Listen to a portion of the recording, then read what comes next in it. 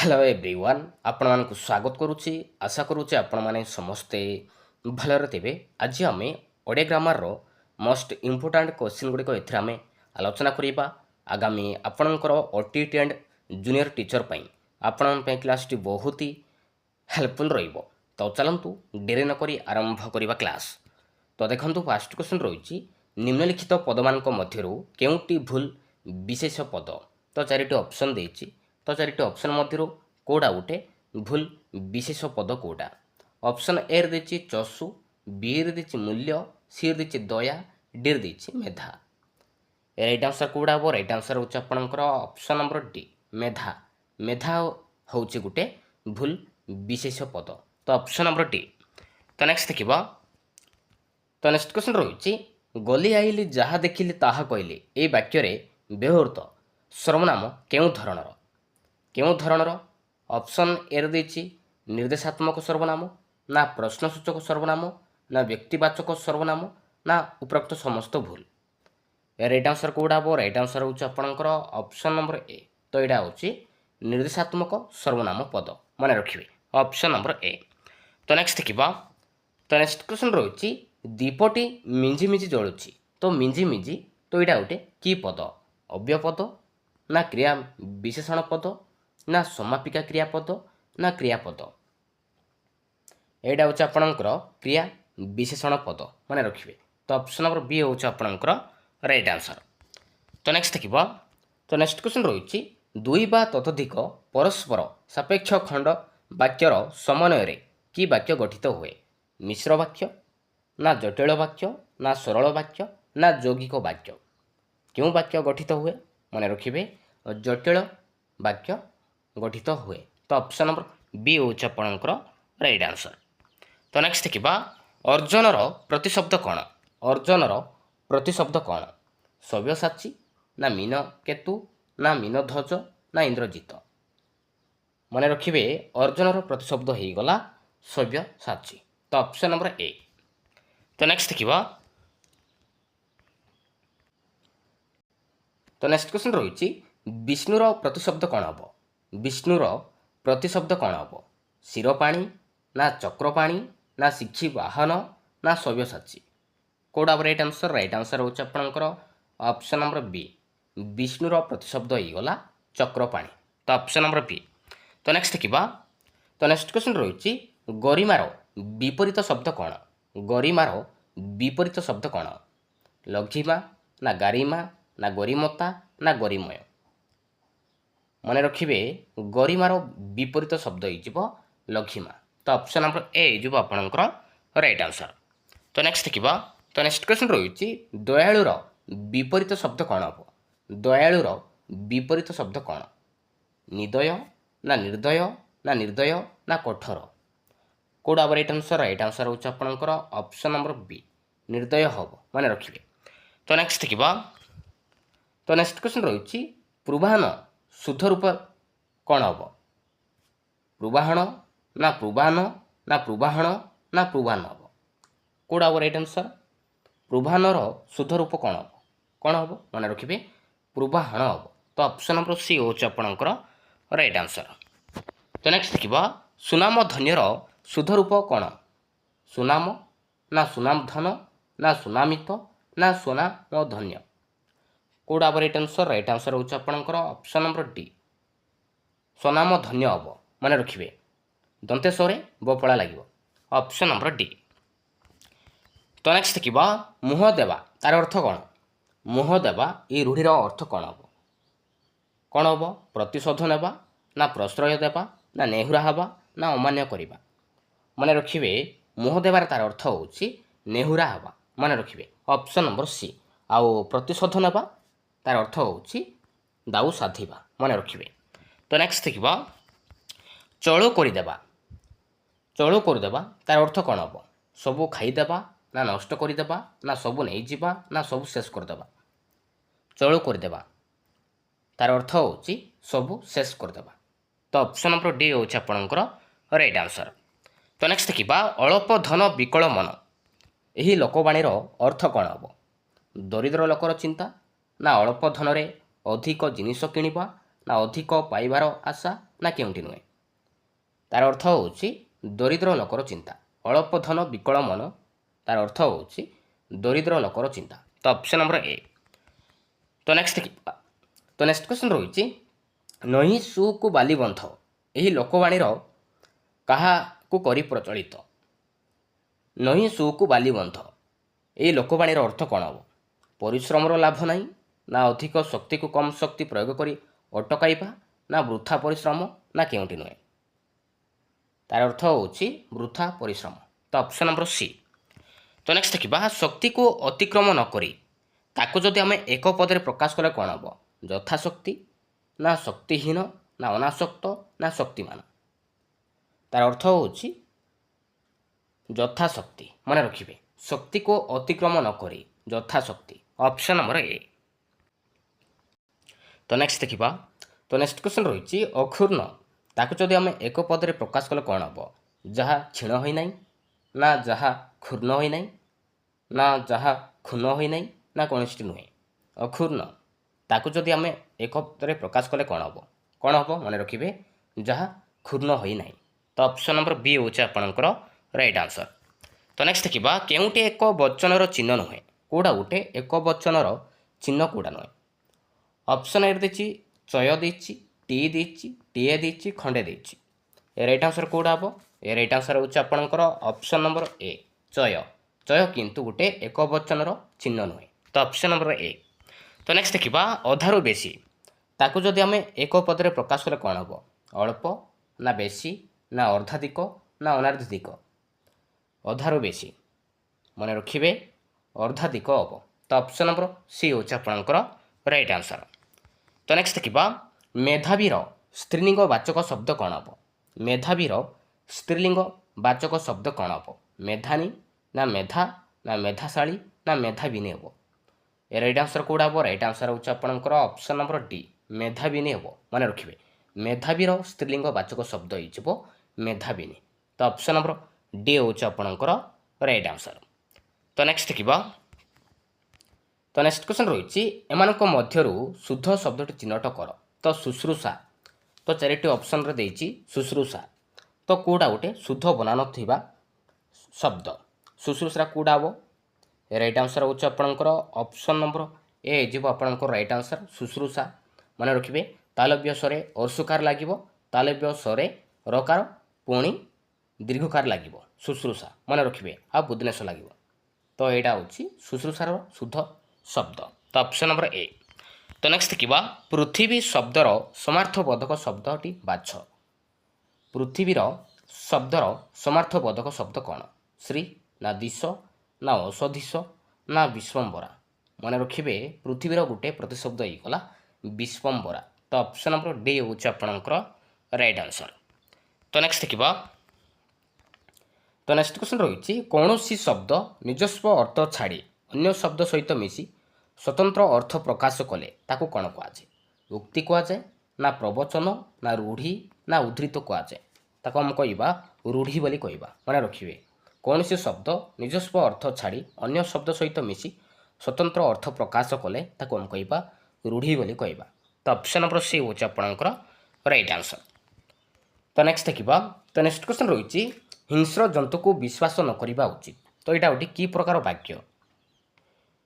ହିଂସ୍ର ଜନ୍ତୁକୁ ବିଶ୍ୱାସ ନ କରିବା ଉଚିତ। ତ ଏଇଟା ଗୋଟେ କି ପ୍ରକାର ବାକ୍ୟ? ମନେ ରଖିବେ ଏଇଟା ହେଉଛି ଆପଣଙ୍କର ନାସ୍ତି ସୂଚକ ବାକ୍ୟ। ମନେ ରଖିବେ। ତ ଅପସନ୍ ନମ୍ବର ସି ହେଉଛି ଆପଣଙ୍କର ରାଇଟ୍ ଆନ୍ସର। ତ ନେକ୍ସଟ ଦେଖିବା। ତ ନେକ୍ସଟ କ୍ୱେଶ୍ଚନ୍ ରହିଛି କ୍ଷୟ କାଢ଼ିବା ତାର ଅର୍ଥ କ'ଣ ହେବ? କ୍ଷୟ କାଢ଼ିବା ଏହି ରୂଢ଼ିର ଅର୍ଥ କ'ଣ? ସର୍ବନାଶ କରିବା, ନା ଗୁହାରି କରିବା, ନା ଦୁଷ୍ଟାମି କରିବା, ନା କଥାକୁ ଘାଣ୍ଟି ଦୋଷ ଖୋଜିବା। କ୍ଷୟ କାଢ଼ିବା ତାର ଅର୍ଥ ହେଉଛି କଥାକୁ ଘାଣ୍ଟି ଦୋଷ ଖୋଜିବା। ତ ଅପସନ୍ ନମ୍ବର ଡି ହେଉଛି ଆପଣଙ୍କର ରାଇଟ୍ ଆନ୍ସର। ତ ନେକ୍ସଟ ଦେଖିବା। ତ ନେକ୍ସଟ କ୍ୱେଶ୍ଚନ୍ ରହିଛି ଘର ଢିଙ୍କି କୁମ୍ଭୀର ତାର ଅର୍ଥ କ'ଣ ହେବ? ଘର ଢିଙ୍କି କୁମ୍ଭୀର ତାର ଅର୍ଥ କ'ଣ? ନିଜ ଲୋକ ଶତ୍ରୁ ହେବା, ନା ଘରର ଢିଙ୍କି କୁମ୍ଭୀର ପାଲଟିବା, ନା ଢିଙ୍କି କୁମ୍ଭୀର ପରି କାମ କରିବା, ନା କୁମ୍ଭୀର ପରି ପଡ଼ି ରହି କାନ୍ଦିବା। ଘର ଢିଙ୍କି କୁମ୍ଭୀର ତାର ଅର୍ଥ ହେଉଛି ନିଜ ଲୋକ ଶତ୍ରୁ ହେବା। ମନେ ରଖିବେ ଅପସନ୍ ନମ୍ବର ଏ। ତ ନେକ୍ସଟ ଦେଖିବା ଯେଉଁ ପଦ ବିଶେଷ ପଦ ପରିବର୍ତ୍ତିତ ବ୍ୟବହୃତ ହୁଏ ତାକୁ କ'ଣ କୁହାଯାଏ? ଯେଉଁ ପଦ ବିଶେଷ ପଦ ପରିବର୍ତ୍ତେ ବ୍ୟବହୃତ ହୁଏ ତାକୁ କ'ଣ କୁହାଯାଏ? ବିଶେଷ୍ୟ ନା ସର୍ବନାମ ନା ଅବ୍ୟୟ ନା ବିଶେଷଣ କୁହାଯାଏ? ତାକୁ ଆମେ କହିବା ସର୍ବନାମ ପଦ କହିବା। ମନେ ରଖିବେ, ଯେଉଁ ପଦ ବିଶେଷ ପଦ ପରିବର୍ତ୍ତେ ବ୍ୟବହୃତ ହୁଏ ତାକୁ ଆମେ କହିବା ସର୍ବନାମ ପଦ।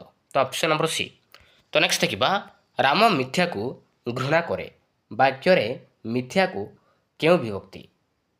ଦ୍ୱିତୀୟ ବିଭକ୍ତି ନା ତୃତୀୟ ବିଭକ୍ତି ନା ଚତୁର୍ଥ ବିଭକ୍ତି ନା ପଞ୍ଚମୀ ବିଭକ୍ତି? ଏଇଟା ହେଉଛି ଆପଣଙ୍କର ଦ୍ୱିତୀୟ ବିଭକ୍ତି। ତ ଅପସନ୍ ନମ୍ବର ଏ। ତ ନେକ୍ସଟ ଦେଖିବା, ବାଡ଼ିରେ ଆଘାତ କରିବା। ତାକୁ ଯଦି ଆମେ ଏକ ପଦରେ ପ୍ରକାଶ କଲେ କ'ଣ ହେବ? ବାଡ଼ି ଧରେଇବା ନା ଧରେଇବା ନା ବାଡ଼େଇବା ନା ଦଣ୍ଡେଇବା? ବାଡ଼ିରେ ଆଘାତ କରିବା ତାକୁ ଯଦି ଆମେ ଏକ ପଦରେ ପ୍ରକାଶ କଲେ କ'ଣ ହେବ? ନା ବାଡ଼େଇବା ହେବ। ତ ଅପସନ୍ ନମ୍ବର ସି। ତ ନେକ୍ସଟ ଦେଖିବା, ଗଣପତିର ପ୍ରତିଶବ୍ଦ କ'ଣ ହେବ? ଗଣପତିର ପ୍ରତିଶବ୍ଦ କ'ଣ? ପରମାତ୍ମା ନା ରାଜା ନା ବିନାୟକ ନା ଭଗୀରଥ? ଗଣପତିର ପ୍ରତିଶବ୍ଦ ହେଇଗଲା ବିନାୟକ। ତ ଅପସନ୍ ନମ୍ବର ସି ହେଉଛି ଆପଣଙ୍କର ରାଇଟ୍ ଆନ୍ସର। ତ ନେକ୍ସଟ ଦେଖିବା, କେଉଁଟି ବହୁବଚନର ଚିହ୍ନ ନୁହେଁ? କେଉଁଟା ଗୋଟେ ବହୁବଚନର ଚିହ୍ନ କେଉଁଟା ନୁହେଁ? ସମାଜ ନା ଖଣ୍ଡିକ ନା ସମୂହ ନା ମଣ୍ଡଳୀ? ରାଇଟ୍ ଆନ୍ସର ହେଉଛି ଆପଣଙ୍କର ଅପସନ୍ ନମ୍ବର ବି, ଖଣ୍ଡିକ। ଖଣ୍ଡିକ ଏଇଟା କିନ୍ତୁ ବହୁବଚନର ଚିହ୍ନ ନୁହେଁ। ତ ଅପସନ୍ ନମ୍ବର ବି ହେଉଛି ଆପଣଙ୍କର ରାଇଟ୍ ଆନ୍ସର। ତ ନେକ୍ସଟ ଦେଖିବା, କପାଳ ଫାଟିବା ତାର ଅର୍ଥ କ'ଣ ହେବ? କପାଳ ଫାଟିବା ଏ ରୂଢ଼ିର ଅର୍ଥ କ'ଣ? କପାଳରେ ଫଟା ଚିହ୍ନ ଥିବା ନା ସର୍ବନାଶ ହେବା ନା କପାଳ ପୁରା ଫାଟିବା ନା କପାଳ ଫାଟି ରକ୍ତ ବୋହିବା? କପାଳ ଫାଟିବା ତାର ଅର୍ଥ ହେଉଛି ସର୍ବନାଶ ହେବା। ତ ଅପସନ୍ ନମ୍ବର ବି। ତ ନେକ୍ସଟ ଦେଖିବା, ତ ନେକ୍ସଟ କ୍ୱେଶ୍ଚନ୍ ରହିଛି, ଉଦାର ମନ ଯାହାର ସେ। ତାକୁ ଯଦି ଆମେ ଏକ ପଦରେ ପ୍ରକାଶ କଲେ କ'ଣ ହେବ? ଉଦାର ମନ ନା ଉଦାର ମନା ନା ଉଦାରତା ନା ଉଦାରବାଦୀ? ଉଦାର ମନ ଯାହାର ସେ ଉଦାର ମନା। ମନେ ରଖିବେ। ତ ଅପସନ୍ ନମ୍ବର ବି ହେଉଛି ଆପଣଙ୍କର ରାଇଟ୍ ଆନ୍ସର। ତ ନେକ୍ସଟ ଦେଖିବା, କେଉଁଟି ପୁଲିଙ୍ଗ ବାଚକ ଶବ୍ଦ ନୁହେଁ? କେଉଁଟା ଗୋଟେ ପୁଲିଙ୍ଗ ବାଚକ ଶବ୍ଦ କେଉଁଟା ନୁହେଁ? ଲଣ୍ଡା ନା କୁଜା ନା ସଖା ନା ଦିଜା? ରାଇଟ୍ ଆନ୍ସର କେଉଁଟା ହେବ? ରାଇଟ୍ ଆନ୍ସର ହେଉଛି ଆପଣଙ୍କର ଅପସନ୍ ନମ୍ବର ଡି, ଦିଜା। ଏଇଟା କିନ୍ତୁ ପୁଲିଙ୍ଗ ବାଚକ ଶବ୍ଦ ନୁହେଁ। ତ ନେକ୍ସଟ ଦେଖିବା, ଦୟାଳୁର ଶବ୍ଦର ବିପରୀତ ଶବ୍ଦ କ'ଣ ହେବ? ଦୟାଳୁ ଶବ୍ଦର ବିପରୀତ ଶବ୍ଦ କ'ଣ ହେବ? ନିର୍ଦ୍ଦୟ ନା କୃପଣ ନା ନିଷ୍ଠୁର ନା ନିଗିଧା? ରାଇଟ୍ ଆନ୍ସର ହେଉଛି ଆପଣଙ୍କର ଅପସନ୍ ନମ୍ବର ଏ ହେଇଯିବ ଆପଣଙ୍କର ରାଇଟ୍ ଆନ୍ସର। ଦୟାଳୁ ଶବ୍ଦର ବିପରୀତ ଶବ୍ଦ ହେଇଯିବ ନିର୍ଦ୍ଦୟ। ତ ଅପସନ୍ ନମ୍ବର ଏ। ତ ନେକ୍ସଟ ଦେଖିବା, ଅତିଶୟ ଘଞ୍ଚ ତାକୁ ଯଦି ଆମେ ଏକ ପଦରେ ପ୍ରକାଶ କଲେ କ'ଣ ହେବ? ନିଘଞ୍ଚ ନା ଅତିଘଞ୍ଚ ନା ଅର୍ଘ୍ୟ ନା ସଘଞ୍ଚ? ଅତିଶୟ ଘଞ୍ଚ ନିଘଞ୍ଚ। ତ ଅପସନ୍ ନମ୍ବର ଏ। ତ ନେକ୍ସଟ ଦେଖିବା, ନାହିଁ ଜନ୍ମ ଯାହାର ତାକୁ ଯଦି ଆମେ ଏକ ପଦରେ ପ୍ରକାଶ କଲେ କ'ଣ ହେବ? ନିଜନ୍ମା ନା ସଜନ୍ମା ନା କଜନ୍ମା ନା ଅଜନ୍ମା? ରାଇଟ୍ ଆନ୍ସର ହେଉଛି ଆପଣଙ୍କର ଅପସନ୍ ନମ୍ବର ଡି, ନାହିଁ ଜନ୍ମ ଯାହାର ଅଜନ୍ମା। Option number D. ତ ନେକ୍ସଟ ଦେଖିବା, ହିସାବକୁ ଅତିକ୍ରମ କରି ତାକୁ ଯଦି ଆମେ ଏକ ପଦରେ ପ୍ରକାଶ କଲେ କ'ଣ ହେବ? ବେ ହିସାବ ହେବ ନା ବେ ହିସାବୀ ହେବ ନା ଅତି ହିସାବ ନା ଯଥା ହିସାବୀ ହେବ? ହିସାବକୁ ଅତିକ୍ରମ କରି ବେ ହିସାବୀ ହେବ। ମନେ ରଖିବେ। ତ ଅପସନ୍ ନମ୍ବର ବି। ତ ନେକ୍ସଟ ଦେଖିବା, ତ ନେକ୍ସଟ କ୍ୱେଶ୍ଚନ୍ ରହିଛି, ଗୁଣବାଚକ ବିଶେଷ ପଦ କେଉଁଟା? ଭଜନ ଦେଇଛି, କାବେରୀ ଦେଇଛି, ବାର୍ଦ୍ଧକ୍ୟ ଦେଇଛି, ନଦୀ ଦେଇଛି। କେଉଁଟା ଗୋଟେ ଗୁଣବାଚକ ବିଶେଷ ପଦ? ରାଇଟ୍ ଆନ୍ସର ହେଉଛି ଆପଣଙ୍କର ଅପସନ୍ ନମ୍ବର ସି, ବାର୍ଦ୍ଧକ୍ୟ। ତ ଏଇଟା ହେଉଛି ଗୋଟେ ଗୁଣବାଚକ ବିଶେଷ ପଦ। ତ ଅପସନ୍ ନମ୍ବର ସି ହେଉଛି ଆପଣଙ୍କର ରାଇଟ୍ ଆନ୍ସର। ତ ନେକ୍ସଟ ଦେଖିବା, ଦକ୍ଷର ସ୍ତ୍ରୀଲିଙ୍ଗ ବାଚକ ଶବ୍ଦ କ'ଣ ହେବ? ଦକ୍ଷର ସ୍ତ୍ରୀଲିଙ୍ଗ ବାଚକ ଶବ୍ଦ କ'ଣ? ଦକ୍ଷୀ ନା ଦକ୍ଷା ନା ଦକ୍ଷିଣା ନା ଦକ୍ଷିଣୀ? ରାଇଟ୍ ଆନ୍ସର ହେଉଛି ଆପଣଙ୍କର ଅପସନ୍ ନମ୍ବର ବି, ଦକ୍ଷା ହେବ। ଦକ୍ଷର ସ୍ତ୍ରୀଲିଙ୍ଗ ବାଚକ ଶବ୍ଦ ହେଇଯିବ ଦକ୍ଷା। ତ ନେକ୍ସଟ ଦେଖିବା, କୁନ୍ଦ ପରି ଧବଳ ତାକୁ ଯଦି ଆମେ ଏକ ପଦରେ ପ୍ରକାଶ କଲେ କ'ଣ ହେବ? ଧବଳ କୁନ୍ଦ ନା କୁନ୍ଦ ଧବଳ ନା କୁନ୍ଦା ଧବଳ ନା ଧବଳ କୁନ୍ଦା ହେବ? କୁନ୍ଦ ପରି ଧବଳ ତାକୁ ଯଦି ଆମେ ଏକ ପଦରେ ପ୍ରକାଶ କଲେ କ'ଣ ହେବ? ନା କୁନ୍ଦ ଧବଳ ହେବ। ତ ଅପସନ୍ ନମ୍ବର ବି ହେଉଛି ଆପଣଙ୍କର ରାଇଟ୍ ଆନ୍ସର। ତ ନେକ୍ସଟ ଦେଖିବା, ଜାହ୍ନବୀର ପ୍ରତିଶବ୍ଦ କ'ଣ ହେବ? ଜାହ୍ନବୀର ପ୍ରତିଶବ୍ଦ କ'ଣ? ବିଷ୍ଣୁ ନା ବିଷ୍ଣୁପଦ ନା ବିଷ୍ଣୁପଦୀ ନା ବିଷ୍ଣୁପଦା ହେବ? ରାଇଟ୍ ଆନ୍ସର କେଉଁଟା ହେବ? ରାଇଟ୍ ଆନ୍ସର ହେଉଛି ଆପଣଙ୍କର ଅପସନ୍ ନମ୍ବର ସି ବିଷ୍ଣୁପଦେ ହେବ। ଜାହ୍ନବୀର ପ୍ରତିଶବ୍ଦ ହେଇଗଲା ବିଷ୍ଣୁପଦେ। ତ ଅପସନ୍ ନମ୍ବର ସି। ତ ନେକ୍ସଟ ଦେଖିବା ବିଦ୍ୱାନ ଶବ୍ଦଟିର ସ୍ତ୍ରୀଲିଙ୍ଗ ବାଚକ ଶବ୍ଦ କ'ଣ? ବିଦ୍ୱାନ ଶବ୍ଦଟିର ସ୍ତ୍ରୀଲିଙ୍ଗ ବାଚକ ଶବ୍ଦ କ'ଣ? ବିଦ୍ୱାନୀ ନା ବିଦୁଷୁଣୀ ନା ବିଦ୍ୱାନ ନା ବିଦୁଷୀ? ରାଇଟ୍ ଆନ୍ସର ହେଉଛି ଆପଣଙ୍କର ଅପସନ୍ ନମ୍ବର ଡି ବିଦ୍ୱାନ ଶବ୍ଦଟିର ସ୍ତ୍ରୀଲିଙ୍ଗ ବାଚକ ଶବ୍ଦ ହେଇଯିବ ବିଦୁଷୀ। ମନେ ରଖିବେ। ତ ନେକ୍ସଟ ଦେଖିବା ନିମ୍ନଲିଖିତ ମଧ୍ୟରୁ କେଉଁଟି ଏକ ଦରୁକ୍ତ ଯୁଗ୍ମ ଶବ୍ଦ? ଦରୁକ୍ତ ଯୁଗ୍ମ ଶବ୍ଦ କେଉଁଟା? ଦିନକାଳ ନା ଥରଥର ନା ଟିକ୍ ଟିକ୍ ନା କଟାକଟି? ରାଇଟ୍ ଆନ୍ସର ହେଉଛି ଆପଣଙ୍କର ଅପସନ୍ ନମ୍ବର ବି ଥରଥର। ଥରଥର ହେଉଛି ଗୋଟେ ଦରୁକ୍ତ ଯୁଗ୍ମ ଶବ୍ଦ। ତ ଅପସନ୍ ନମ୍ବର ବି ହେଉଛି ଆପଣଙ୍କର ରାଇଟ୍ ଆନ୍ସର। ତ ନେକ୍ସଟ ଦେଖିବା ବାହାକୁ ବତା ତାର ଅର୍ଥ କ'ଣ ହେବ? ବାହାକୁ ବତା এই ରୂଢ଼ିର ଅର୍ଥ କ'ଣ? ସାମାନ୍ୟ ପ୍ରତିକାର ନା ବା ଆସିଲେ ବତା ଦେଖାଇବା ନା ବତା ବାହାକୁ ଅଟକାଇ ନ ପାରିବା ନା ବାହାକୁ ବତାରେ ବାରଣ କରିବା? ବାହାକୁ ବତା ତାର ଅର୍ଥ କ'ଣ ହେବ? ତାର ଅର୍ଥ ହେଉଛି ସାମାନ୍ୟ ପ୍ରତିକାର। ତ ଅପସନ୍ ନମ୍ବର ଏ। ତ ନେକ୍ସଟ ଦେଖିବା ନେକ୍ସଟ କ୍ୱେଶ୍ଚନ୍ ରହିଛି କେଉଁଟି ଏକ ପୂରଣବାଚକ ବିଶେଷଣ? କେଉଁଟା ଗୋଟେ ପୂରଣବାଚକ ବିଶେଷଣ ପଦ କେଉଁଟା? 7 ଦେଇଛି 8 ଦେଇଛି 10 ଦେଇଛି 5 ଦେଇଛି। ରାଇଟ୍ ଆନ୍ସର କେଉଁଟା ହେବ? ରାଇଟ୍ ଆନ୍ସର ହେଉଛି ଆପଣଙ୍କର ଅପସନ୍ ନମ୍ବର ସି ହେଉଛି ଆପଣଙ୍କର ରାଇଟ୍ ଆନ୍ସର 10। ଏଇଟା ହେଉଛି ଗୋଟେ ପୂରଣବାଚକ ବିଶେଷଣ ପଦ। ଆଉ 7 8 5 ଏ ତିନୋଟି ହେଉଛି ସଂଖ୍ୟାବାଚକ ବିଶେଷଣ ପଦ। ତ ପୂରଣବାଚକ ବିଶେଷଣ ପଦ କାହାକୁ କୁହାଯାଏ? 1 ବା 2 ବା 3 ପ୍ରଭୃତି ସଂଖ୍ୟାବାଚକ ଶବ୍ଦମାନଙ୍କରୁ ଉତ୍ପନ୍ନ ଅଥଚ ଗୋଟିଏ ବ୍ୟକ୍ତି ବା ବସ୍ତୁକୁ ନିର୍ଦ୍ଦେଶ କରୁଥିବା ବିଶେଷଣ ପଦକୁ ଆମେ କହିବା ପୂରଣବାଚକ ବିଶେଷଣ ପଦ କହିବା। ମନେ ରଖିବେ। ତ ନେକ୍ସଟ ଦେଖିବା କାକଳି ଶବ୍ଦର ସମାର୍ଥବୋଧକ ଶବ୍ଦ କ'ଣ? କାକଧ୍ୱନି ନା ପକ୍ଷୀର ରାବ ନା କୁଆମାନେ ଏକାଠି ହେବା ନା କୋଇଲି ରାବ? କାକଳି ଶବ୍ଦର ସମାର୍ଥବୋଧକ ଶବ୍ଦ କ'ଣ? କେଉଁଟା ହେବ ରାଇଟ୍ ଆନ୍ସର? ରାଇଟ୍ ଆନ୍ସର ହେଉଛି ଆପଣଙ୍କର ଅପସନ୍ ନମ୍ବର ବି ପକ୍ଷୀର ରାବ। ମନେ ରଖିବେ। ତ ନେକ୍ସଟ ଦେଖିବା ଉପବନ ଶବ୍ଦଟି କେଉଁ ଅର୍ଥରେ ଅବୟୀଭାବ ସମାସ ହୋଇଛି? ଉପବନ ଶବ୍ଦଟି କେଉଁ ଅର୍ଥରେ ଅବୟୀଭାବ ସମାସ ହୋଇଛି? ସାଦୃଶ୍ୟ ଅର୍ଥରେ ନା କ୍ଷୁଦ୍ରତା ଅର୍ଥରେ ନା ସମୀପ ନା ପର୍ଯ୍ୟନ୍ତ ଆରମ୍ଭ? ରାଇଟ୍ ଆନ୍ସର କେଉଁଟା ହେବ? ରାଇଟ୍ ଆନ୍ସର ହେଉଛି ଆପଣଙ୍କର ଅପସନ୍ ନମ୍ବର ଏ ସାଦୃଶ୍ୟ ଅର୍ଥରେ ଅବୟଭାବ ସମାସ ହୋଇଛି। ମନେ ରଖିବେ। ତ ନେକ୍ସଟ ଦେଖିବା ତତ୍ସମ ଶବ୍ଦର ଅର୍ଥ କ'ଣ? ତତ୍ସମ ଶବ୍ଦର ଅର୍ଥ କ'ଣ? ସଂସ୍କୃତ ସଙ୍ଗେ ସମାନ ନା ପ୍ରାକୃତ ସଙ୍ଗେ ସମାନ ନା ପାଲି ସଙ୍ଗେ ସମାନ ନା ଅପଭ୍ରଂଶ ସଙ୍ଗେ ସମାନ? ତତ୍ସମ ଶବ୍ଦର ଅର୍ଥ ହେଉଛି ସଂସ୍କୃତ ସଙ୍ଗେ ସମାନ। Option number A. ତ ନେକ୍ସଟ ଦେଖିବା ପରାଭାବ ଉପସର୍ଗ ଯୁକ୍ତ ଶବ୍ଦରେ କେଉଁ ଧାତୁର ବ୍ୟବହାର କରାଯାଇଛି? ପରାଭାବ ଉପସର୍ଗ ଯୁକ୍ତ ଶବ୍ଦରେ କେଉଁ ଧାତୁର ବ୍ୟବହାର କରାଯାଇଛି? ମା ଧାତୁ ନା ଭୂ ଧାତୁ ନା ହୃ ଧାତୁ ନା ଦା ଧାତୁ? ରାଇଟ୍ ଆନ୍ସର ହେଉଛି ଆପଣଙ୍କର ଅପସନ୍ ନମ୍ବର ବି ଭୂ ଧାତୁ। ମନେ ରଖିବେ। ତ ନେକ୍ସଟ ଦେଖିବା ଯେଉଁ କ୍ରିୟାପଦ ଦ୍ୱାରା ବାକ୍ୟ ସମାପ୍ତିର ସୂଚନା ମିଳେ ତାକୁ କ'ଣ କୁହାଯାଏ?